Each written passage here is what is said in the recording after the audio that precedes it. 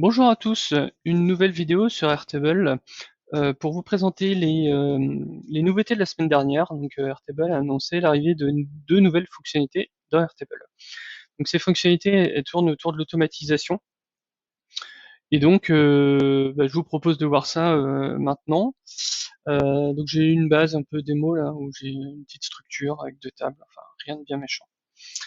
Donc déjà pour créer une nouvelle automatisation, si vous en êtes là, je pense que vous savez les créer. Donc on va dans Automation, on fait Create, et déjà on va choisir l'élément déclencheur. Donc dans l'élément déclencheur, on a une nouvelle fonctionnalité qui nous permet de faire un déclenchement euh, selon une période ou une fréquence donnée. Donc on a deux types de fréquences qui peuvent être données. Donc premièrement c'est à intervalles réguliers. Donc on va choisir soit toutes les 10 heures par exemple. J'ai choisi toutes les 10 heures, mais on peut aussi choisir toutes les 10 minutes, toutes les 15 minutes. Enfin, c'est par tranche de 15 minutes, donc on peut choisir.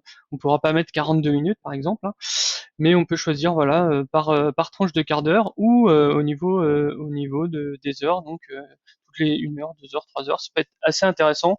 Quand on n'a pas d'éléments déclencheurs spécifiques, ça peut être intéressant de regarder régulièrement l'état de la base et une table en particulier.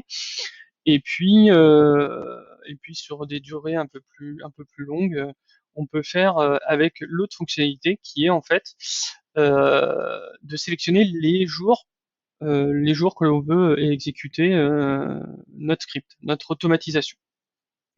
Donc là, vous voyez, on retrouve tous les jours. Donc si je veux lancer une automatisation tous les lundis et tous les jeudis à midi, par exemple, et bien là, voilà, j'ai configuré mon automatisation et tous les jours, elle va se faire, enfin tous les jours, pardon, tous les lundis et tous les jeudis, elle va se lancer à midi pile.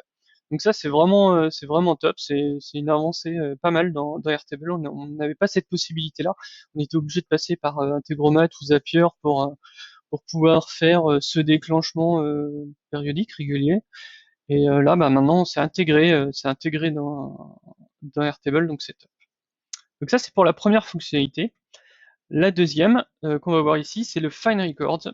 Jusque-là, on ne pouvait pas faire de la recherche sur des éléments précis de Airtable. Maintenant, on va pouvoir le faire donc en sélectionnant la table et puis en y ajoutant pardon, une ou plusieurs conditions. Donc là, on va retrouver effectivement hein, les champs de ma table. Je vais sélectionner dans mes sessions toutes celles qui sont en cours. Et puis, je peux y associer autant de conditions que je veux, des and, des or, il n'y a pas de souci, pour pouvoir ensuite déclencher une nouvelle action qui sera peut-être de supprimer, de créer, d'updater une table en question. Donc ça, c'est pour quelque chose de relativement simple, mais on peut aussi se baser sur une condition dynamique. Donc la condition statique, c'est que ça sera toujours cette valeur qu'on attendra dans notre recherche.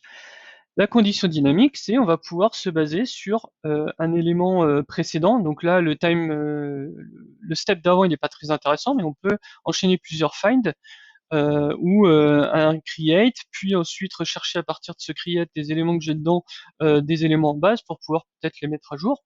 Et donc on peut le faire sur quelque chose de plus dynamique. Donc voilà, donc c'est ici que ça se passe, et donc quand on change le paramètre de la condition, on peut mettre quelque chose d'un peu plus dynamique. Donc voilà hein, brièvement comment ça se passe, quelles sont les deux nouveautés annoncées la semaine dernière dans Airtable. C'est pas très compliqué à l'utilisation, mais c'est toujours intéressant de savoir que ça existe.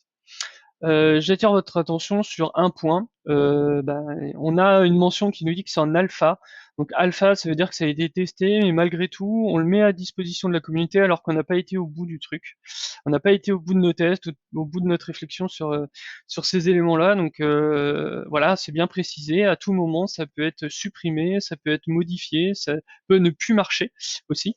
Donc faut faire attention avec ces notions-là. En alpha, généralement, ouais, c'est pas rare que ça casse quelques trucs.